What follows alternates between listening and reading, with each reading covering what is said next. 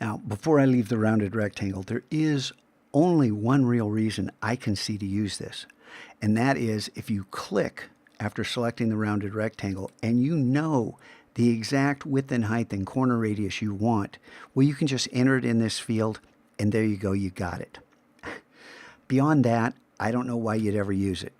Maybe I'm wrong, maybe I'm not seeing something, but the rectangle tool and the live corners seem to do everything else. Now the polygon tool and the star tool are going to work very similarly, and I want you to see this.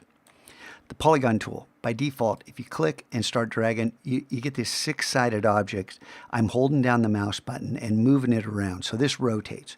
If you hold down Shift, then it constrains it, and you get this this perfect hexagon that you can then rotate 90 degrees to get the alternate version of this.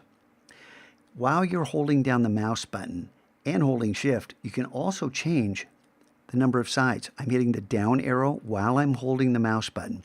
3 sides is the minimum size to a polygon. You can't have a two-sided polygon. And then the up arrow, of course, adds more. And when you get to 8, you've made a stop sign. It's the wrong color, make it red, and you can put your white text in there. Now, this little handle right here, do you want fewer sides, more sides, less sides? Okay, dragging it up and down. Got it? And then you always have, when you hit the letter V to get the move tool, you always have this little doodad here which lets you ease the curve on these, and then of course you can get in and select the edges individually by selecting any path, deselect, select a path, and then you can move that one path out in whatever you want to do, and it adjusts separate from everything else. And of course you can always click on an anchor point to select it and move that anchor point and begin to reshape this entire thing. Okay, pretty soon you get a complete and utter mess. So I'm at the letter V, Command A, hit delete, not Shift key. You saw the move dialog box. We're going to get to that. That is an awesome tool, or an awesome dialog box. Right now the star tool, by default, and I'm not sure if I've got this set back to how it was, by default it draws this little chubby star or something very similar to this. And again, it rotates, and if you hold Shift, it defaults to an, I think I've got the inner radius is wrong. So let me show you. This is a good time to show you. That inner radius has to be smaller. So I'm going to hit delete, click, and say, if this is 250, if it has to be smaller, let's make this, 110 and see how that is. Okay, that's a little closer to the star that you get.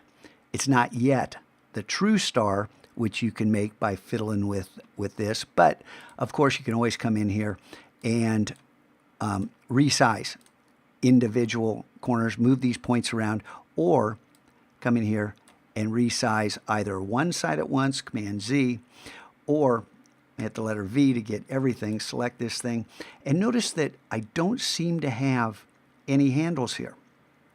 If I hold down the Command key, I get up pops these live adjustments that we can then mess with and change this shape dramatically.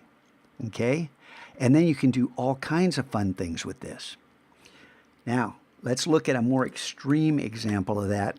Let's take the star tool, and again, if you click and drag, you get this. If you use the down arrow, fewer, up arrow, more, until you get lots and lots and lots. And then I'll let go of the mouse button. There we are. Now I'm going to hit the letter V to get the direct selection tool, and then hold down Command. And what happens if I pull this out? What happens? Look at what's happening. And then you get this cool little gear. And I think you can see that if you experiment, you are going to find all kinds of very cool uses for the combination of the star tool, not making a star, but making other shapes, and the live corner. So have some fun with this. Do experiment.